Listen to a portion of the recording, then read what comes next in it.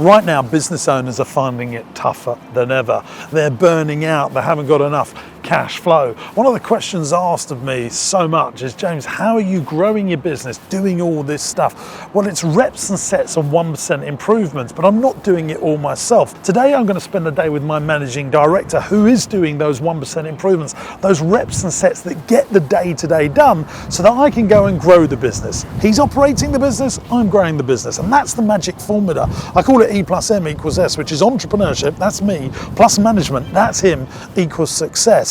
And we're going to go from site to site, bouncing around our portfolio of companies to see where we can improve them. We're going to look at problems and challenges today, the things that really get on my ick, the things that are annoying me. They're probably going to annoy you too as the viewer. We're starting here at this place, which is Rossi Marine Parade. This is where my predecessors built a multi-million-pound ice cream company, and now it's nothing like that. This was the original factory, the original shop. It was a thriving business making lots of money, and now it's costing me money. I've got to refurb the place, I've got to sort it out. I've only owned it 6 months.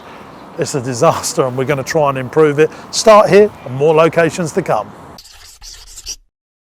Right, this is the outside of the Rossy shop. There was no signage up, pricing wasn't clear. Pricing not being clear is one of the fastest ways not to get sales in your business. I go around our sites all the time. Now look, we're not retailers, we are hospitality people, but in retail, the number one phrase is retail is all about detail. Remember that, retail is all about detail. So clear pricing, how much everything is, it needs to be displayed so easily because some customers are really cost conscious, and if they don't know how much something is, they won't buy it. And you might think everyone's just going to ask the price, but oh no, they do not. So make sure your pricing is really clear. It's one of the biggest things that frustrates me when I go around our sites if we don't price things up. Right, let's go inside and just see how horrific it is. But before we do that, look how horrific it is up here. The paint's falling off, there's rust. So much to do. Hundreds of thousands of pounds going into this bad boy.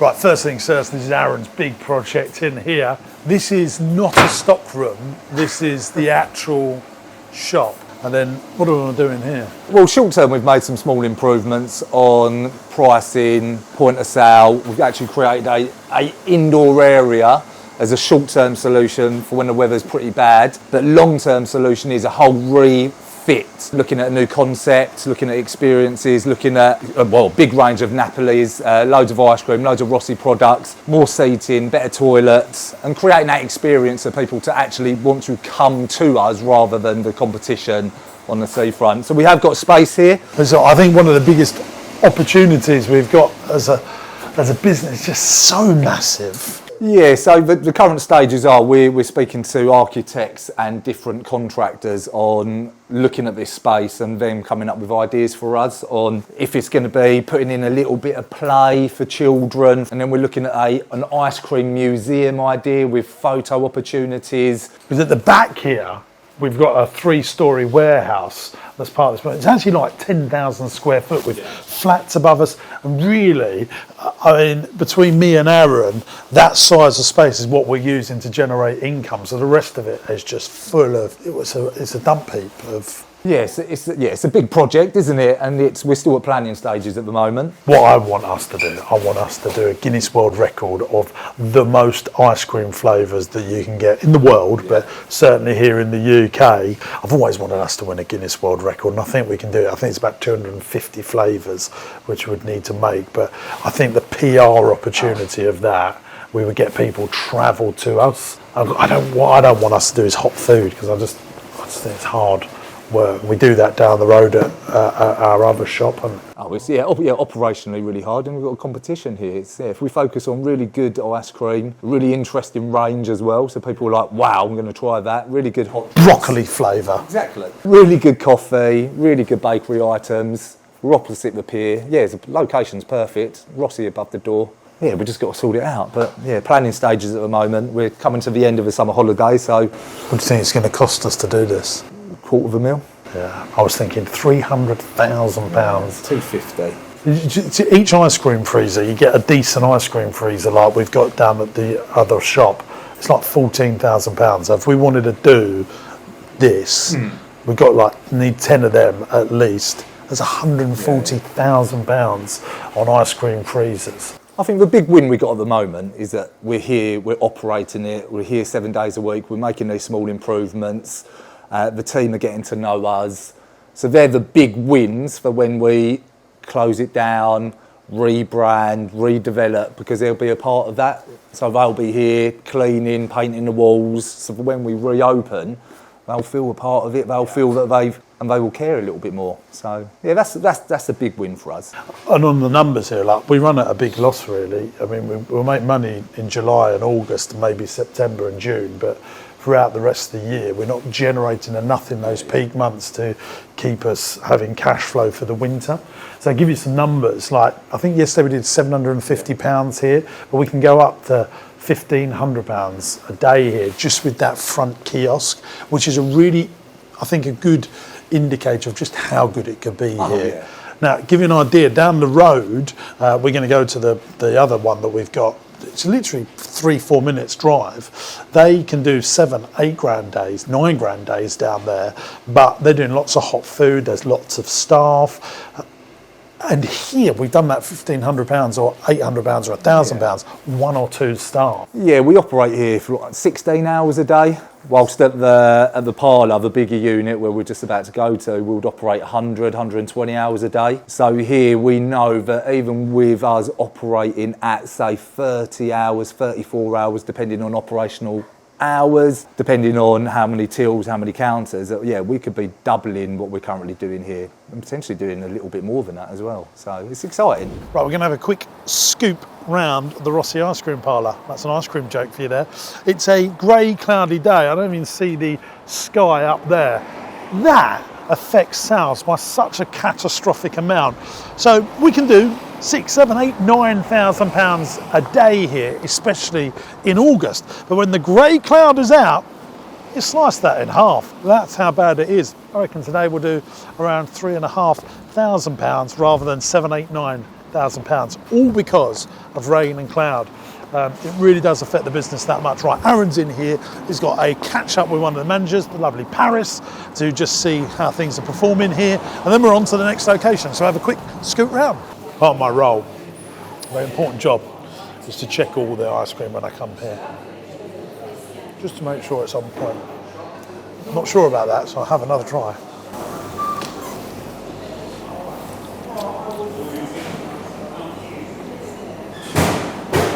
It's okay.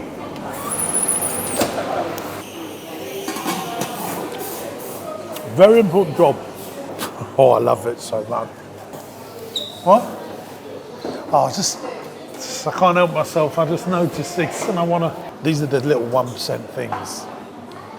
I think when people work for me a long time, they're like, I notice I do the top 10%. I don't do the middle 85%. And then I notice all those little 5%. Some people call it the friendly weed or the broken window. You know, there's just one little friendly weed down there. That's okay, let's just leave it. And then all of a sudden you come back a week later, there's 100 friendly weeds and it looks bloody awful. Or there's that one little broken window. And, oh, okay, we'll repair that next week. But then that broken window then blows down another bigger broken window. And I just look at these little things like, clean it properly, it annoys me.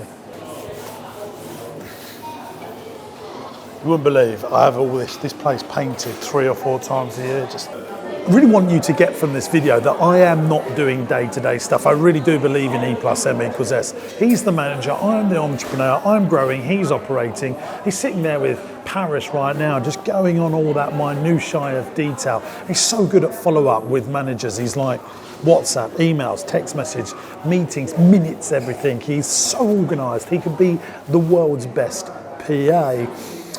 And I'm not very good at that stuff, you know. He excels at that so much more than me. I'm good at raising the next £1 million, buying a company, making YouTube videos, writing my next book, and I have the capacity, the brain capacity to do that really well because I have absolute faith in him doing the day-to-day. And whilst he does that boring meeting, I can have a bacon sandwich. We're now at Roller City. This is a roller skating rink that we bought nearly a year ago now, and got some of our in-house printing price signs to be delivered. Yeah, just finished filming. Yeah. There was a big crew. Yeah? There was a lot of big filming crew, yeah. What was the filming for? Towie. Tower. Did they say when it's going out? No, Oh, okay. They pay us. No. that's just the promotion. No. Team are just having their debrief before they're in. I think you may have just heard we've had Towie in, which is the only one in Essex. Some of TV's best entertainment here at Roller City. We try and do that at all of our parks and all of our attractions and all of our businesses. What you don't ever shy away from is free promotion. Just don't want to pay for it. If you can get free promotion, brilliant. That's the PR that I allow. If you're going to pay for any marketing, it must be direct response marketing. So this is it, gang. What do you think, eh? It's going to be full of hundreds, maybe even 1,000 people today will be coming here roller skating. And we strategically bought this business because behind this wall over here is actually the Rossi Ice Cream Factory. So we now own the freehold of this whole site, both buildings. Talking about direct response marketing, Aaron just handed me this very serious brown letter. I thought, oh, God, what's that? Something to deal with. Just open it up. Tied banking with a sales form letter. That is direct response marketing. Well done them. I thought it was something from HMRC, but no. Just a bloody advert. Well done them. They've actually got a free advert really in the James Sinclair YouTube channel now because of their direct response marketing. In the bin it goes. So conveniently next door is the Rossi Bakery Ice Cream Factory. We do some distribution for Teletastic, another one of our companies. You can see them here making cakes and cookies. And then up here's the office. So when I bought Rossi, I really bought into the history. You can see these signs here. Rossi in its heyday. Actually, where we started the video there, that's Marine Parade. And you can see here, I think this is the 50s or the 60s, just how old-fashioned this business is. And I really bought into that establishment. Hey gang. Hey. Hey Carl. How you doing? Hey Stace. So in here's where we send out lots of balloons. These all go around the country as gifts. We sell so much of this. People buy these ready-made. You can actually buy them for us for corporate gifts or customers that have bought a lot from you. Just go to partypieces.co.uk. That's a sponsored read. Do lots of personalised banners. Hey gang, we've got really cool software on the website where people do this all themselves, and then they're picking and packing and distributing everything around here. I'm here quite often. You've probably seen that on lots of the videos. And then down here, we distribute all of our food and drink to all of our locations. So we've effectively become a big food services business. Of aspirations to build this into a much bigger part of our business. In our first year, we've done around £1.5 million worth of food service business, selling. People buy our ice cream from us and then they can buy all these ancillary products. But we've had a long learning curve running this business because you've got to learn about transport, you've got to learn about distribution. So we've had some pain points, but I forced the team to do it, even though they probably didn't want to do it. They just wanted to carry on buying from where we was buying before. But every week we get a bit better. Every week we learn a few more skill sets, and we're buying another big food service business in London. So this will explode this into a £15 million business, and there'll be plenty of that coming on the YouTube channel in the next few weeks. Here we are in the Rossi Ice Cream Factory. This is ice cream production. What are you making there? Some cookies and cream. Oh, shucks, look at this here, look. So they're making Napolis. They'll be going to all of our shops and all of our wholesale customers. Watch out, Chuds, you're gonna get run over. And this machine's a robot that makes all the little theatre pots. You know when you go to a theatre and you get a little tub of ice cream with a lid in, that makes all that so you can do lots and lots. What the team doing here is making all the boxes and the packaging, because once they get going, they come out in their thousands every single hour. Napoli's over this side, theatre pots over that side, and then in this room, which I wanted to show you, this is our pasteurising room, which is the beginning of ice cream manufacturing. See, I've learned all this. I've only owned this business 3 years. We're ice cream connoisseurs now, ladies and gentlemen. This is where we pasteurise all the ice cream, where you start making the ice cream. But I wanted to show you just how much stock that we need to hold. So this is milk powder, sugar, all the ingredients to make ice cream. I'm just looking around here. Thousands, tens of thousands. In fact, in this building, we sit on at any one time £300,000-400,000 worth of perishable goods to run this food services business. It's scary. When we buy that other big food services business, we'll end up sitting on £1.5 million. £1.5 million worth of perishable goods. Perishable goods, like if you don't sell it in time, that is money down the drain. horrific. Unlike Teddy Tastic, the business that I showed you just a minute ago, where we're turning stock, we can sit on the stock for 2, 3, 4, 5 years if we choose to, and it doesn't go out of date. So that's one of the big stresses about running one of these types of businesses. How busy are you at the moment, mate? Very busy, thank you. How many pallets a day are going out of this building, would you say? Up to 14. 14 pallets out. Yeah. And how many containers are we bringing in a month at the moment? Well, we've had 4 this month. 4 this month. That's 40-foot massive containers. What part of our problem with these containers as well, the price has just gone through the roof again. It's around $10,000. This time last year, $2,000. So I'm really worried that that's going to cause another inflation spike in the economy, because we're an importing country. Come on, Paul, carry on, Yeah, mate. I'm going to carry on, don't worry. For his birthday, he asked for one of these, a pallet. He loves them. So that was that building that you've just seen behind me. This is Roller City, and that's the Rossi Ice Cream Factory. You can see strategically why I thought it was sensible for us to buy the freehold and that business, because we own that one, we might as well own that one. I didn't set out to go and buy a roller skating rink, but the really good news is I absolutely love this business now, and I'm really infused and excited about growing the Roller City brand over the coming years. So much so, I made a video about that, why I bought that business, how I bought that business, and why it made strategic sense for us. If you want to go and watch that video, there's a link in the video description, or you can just click that above my head and you can find out why I bought a roller skating rink. Right, on to the next business. We're here now at Lakeside Shopping Centre, crucially outside Partyman World. And this was really the first biggest brand that we built. We're now the largest chain of independent play centre operators here in the UK, and there's a Twister Tops Day Nursery, another one of our businesses at the back. Aaron's here catching up with the managers on details and stuff. Let's have a quick look round, just show you. I always get quite emotional really, because when I set this up, it was about 2009 that I set this up. It was my 3rd site. I had no money. I stretched myself. I was borrowing money on credit cards to get this open, because that was at the height of the financial crash and the banks were not lending any money. I don't know how I did it. We got it open, we got through, and as they say, the rest is history. Right, let's go and check it out. You can see around me all this signage, all printed, designed and manufactured in-house, saving us tens of thousands of pounds and actually giving us a lot more value. It's not just about the saving. If we were spending £500,000 a year on this stuff, we now get £1.5 million worth of value, because no one's making any profit. And we get stuff quicker as well, so it's really exciting. There's more examples of that in this building. Here's another example of that happening in action. This is a teddy bear shop here where we sell Make a Bear teddy bears, all manufactured by us, distributed by us. Do you remember earlier on in the video in that big warehouse that's shipping out all those products? It all comes from us. Everything designed, manufactured, made from us, keeping that internal cash flow. So how can you make that work in your business? If you can do that long term, you have a bit of pain at the beginning because you've got to work it all out, but long term it's going to make you so much stronger as a business. And with so many businesses going bust, it's things like this, vertical integration, keeping your cash flow in-house, that can really keep you in the game. Just watching some of the entertainment here. Give away free balloon models, which we manufacture ourselves. Just to prove that it all started with a balloon. Not even looking, not even looking. Freezers down, fryers down. Quote to get it repaired is just as much as getting a new one. How's trading been in August? Bad? It's not big, I don't think it's been the worst. Well, I've just been discussing there with Lauren and Cassie, who are the managers of Partyman World. Crucial really that you see this through the video.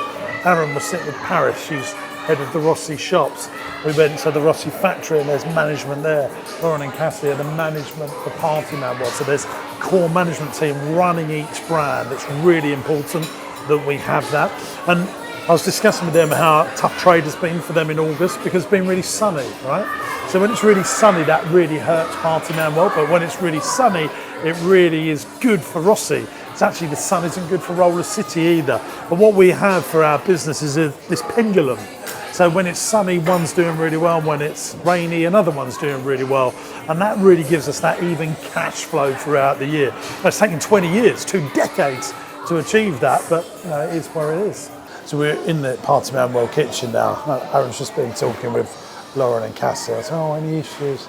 Some things are broken, need posts. All I feel we do is buy stuff and repair stuff. We're at a size now where stuff is constantly breaking and it's just getting stuff repaired, getting stuff renewed, getting stuff replaced. But it's budgeting, and that's what's really difficult because you don't budget enough for stuff. It breaks down consistently, and then you've got to look at service agreements, and you've got to look at new equipment and then you've got to prioritise who needs what first. Is it going to be a big operational issue, or can they wait for 2 weeks, or can they wait for the next cut-off, which is the following month? And that's what we are constantly doing. And it might not just be maintenance, it could be marketing, it could be unbranded signs, or we haven't got point of sale signage or price signage out, and it's...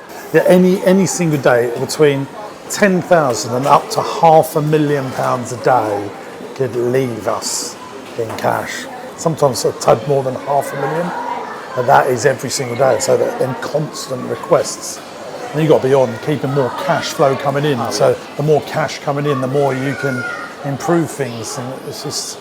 Yeah, because I think the size that we are now, I think our challenge is that when something breaks, that managers or staff will go, well, can't I just sort that out tomorrow? And that's the challenge that we have got, because the money has to come from somewhere. We need to book that extra 2 birthday parties, or we need to sell them extra ice creams to pay for that. If 10 people, and it could be that 10 requests a day come in, that could be £100,000. Yeah. And that's the challenge. And if something's not trading as well, and look, we are sometimes businesses are going like gangbusters and others are not. Yeah. And then you've got to manage all that because you've got big payrolls, £1 million of payroll a month. You've got to pay £1 million out in staffing, and then all the turnover. So for example here, 2 weeks ago, again, not forecasted, the main shutter to close and lock this building broke. So emergency call out to diagnose the problem, which we didn't forecast that budget spend. And then we then had to get it replaced, but that was 5 days for them to get the parts in, for us to then to book it in with Lakeside management to then get it sorted. But we spent X amount of money on that. It was like £600, which we didn't forecast. This is the big point. That's £600. You need to bring in, say, £8,000 worth of cash to pay the £600, and that's what I try and culturally get out to our teams, that, you know, whatever something costs, times it by 10, that's what we need to bring in revenue. So a £100 bill is £1,000 worth of cash flow in, or turnover, revenue, whatever. Because it's eating off the bottom line, isn't it? And also something's really difficult where you might have 4, 5, 6, 7 things happen in 1 month, and then the following month, nothing. Timing's hard. I don't know any month where there's been nothing, not for a long time. Not for a long time. Right, let's go to the next place. Right, we're here in Upminster, which is just outside East London in Essex, and inside here is another indoor play centre that we've bought, and as you can see from this car park, it's jolly busy, and the car park sort of snakes around there as well. We bought this from the landlord because the previous tenant, the previous operator went bust, and the landlord was left with this building. And that's one of the things that I do. I'm always on Rightmove commercial, Zoopla commercial, and I'm looking for failing businesses where landlords are trying to sell the thing, and he had a big cost to rip all this out and rebrand it. I said, well, look, hey, here's our covenant, here's all the stuff that we own, we'd be a good tenant for you. And that story came true, and we've had this now, I think, for 2 years. I actually documented the story of how this happened here on YouTube as well, if you want to go through my channel and find how we did it. And we're going to meet Mark today over here, and he's just come on as our commercial sales director for Rossi Food Services to try and grow the Rossi food brand. And again, these guys are also a Rossi Food Services customer. Let's go in and have a look. Right, so the objective of now meeting you guys is that we've taken on Mark as commercial director at Rossy, so overseeing everything to do with Rossy. Do you feel you're dealt with differently because you're an internal customer? Yeah, I feel they are. I heard that on the phone today with Aaron. And when we're busy dealing with someone else, and it's like, you know, that's not good enough. That's certainly not what we want. I asked about 8 months ago. I still ain't got small tins of beans. They can't be that hard to source. See, now that's not a James Sinclair sort that out. That's because we're flipping stupid. I can't sort that. That really annoys me. I want to go and punch the wall. That's how much that annoys me. Because I think that is the macro and the micro. Leave me to deal with the big stuff. Like none of you guys can go and sort that out. You know, but that. Where are they supplying it from? Where are they getting it from? One issue. The second issue would be what baked beans, Aaron? Like, I think you're sticking up for me. Partyman World will want will be different to what Marsh Farm will want. Will be different to what Rossi Parlour will want. So that was a meeting with some of our internal management teams that look after this part of our business. Mark, a new employee who's coming in as a commercial director to help Rossi Food Services, is learning all the pain points that our customers, our own team actually, same thing here, have. Because we want to improve things all the time. What I'm trying to get through in that conversation, you see that I get annoyed with the micro stuff. Because I think, like, you know, I said at the beginning of the video, that I'm growing the business, Aaron's operating the business. There's lots of moving parts. It's like a watch. Every cog has to work together so that time is always correct.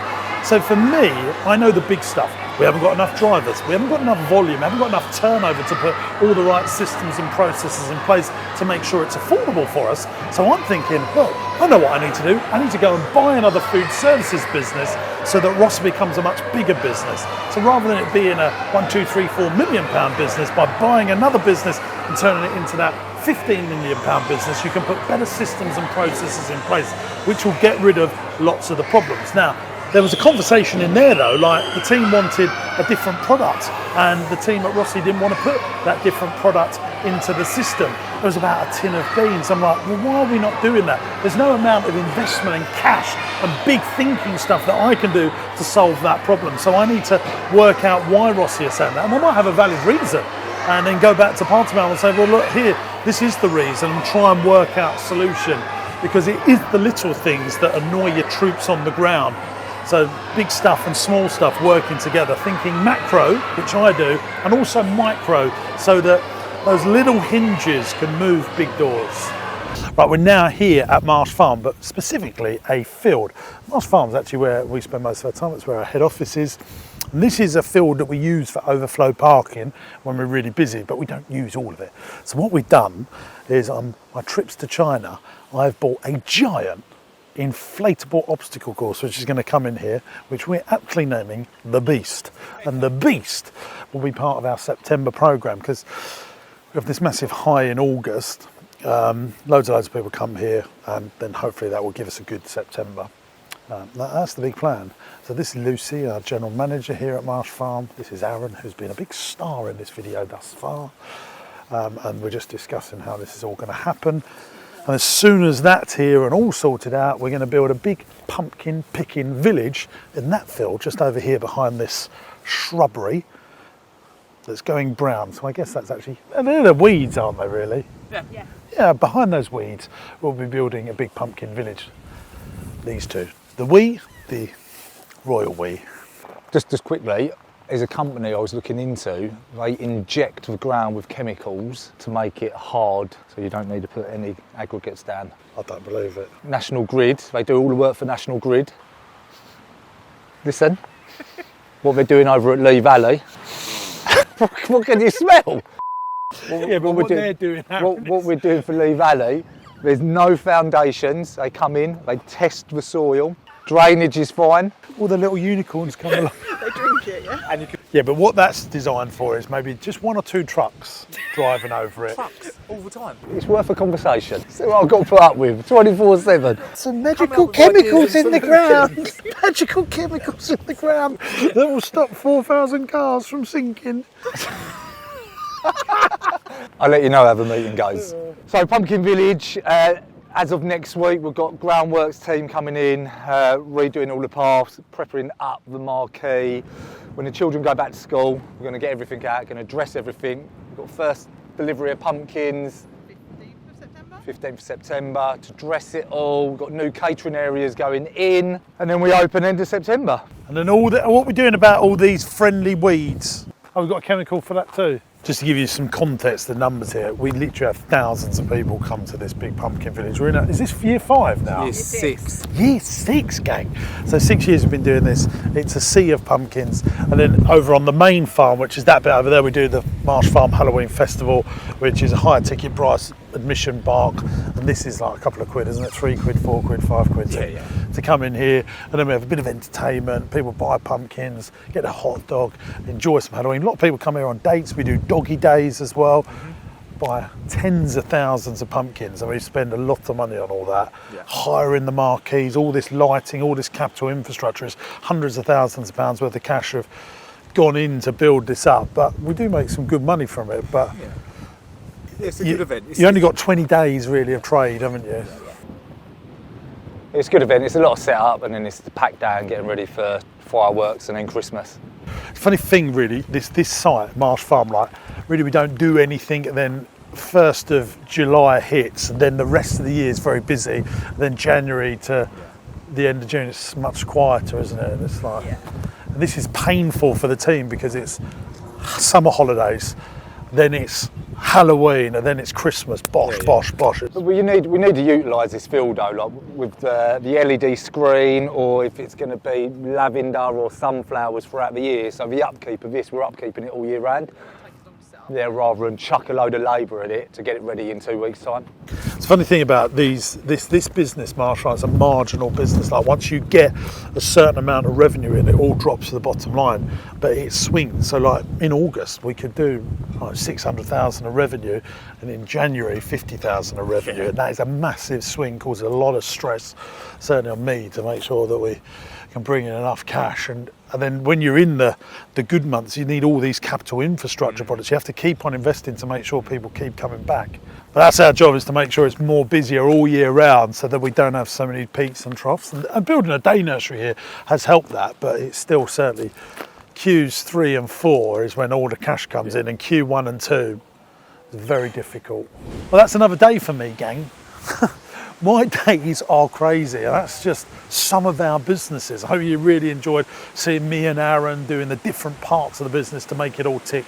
You've only seen some of it as well. You haven't seen the hotel, our other big farm animal adventure park, Lee Valley, all of our day nurseries and all of our other locations and sites. You've really just got a first glimpse of all the things that I get up to. And do you know what? This life is really tough. You know, I think people see the end results of entrepreneurs and successful people, and they don't realise the first 20 years to get there. And even when you do get there, whatever get there means, it's still incredibly hard and stressful.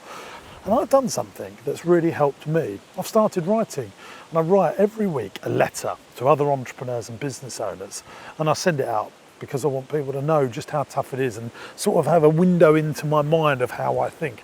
You can get access to this letter. It's absolutely free. It's one of the best things that I do. You subscribe on my website, jamessinclair.net, click on the letter button, and then you can fill in your details, and we'll send it to you in your inbox every Monday morning at 7 a.m. And hopefully it's that metaphorical cuddle that you need when business gets a bit tough, or just a different outlook on business and entrepreneurship. It's a lonely game, this, because not many people are doing what we're doing. We are the minority, and hopefully when you read that letter it'll help you. I'll put a link in the video description as well. If you're watching here on YouTube, please make sure you subscribe to the channel. Helps more than you know, and let me know in the comments what sort of videos you'd like us to make. And if you've liked this video, hit that in the comments as well, because your feedback helps us make better videos to help grow your business.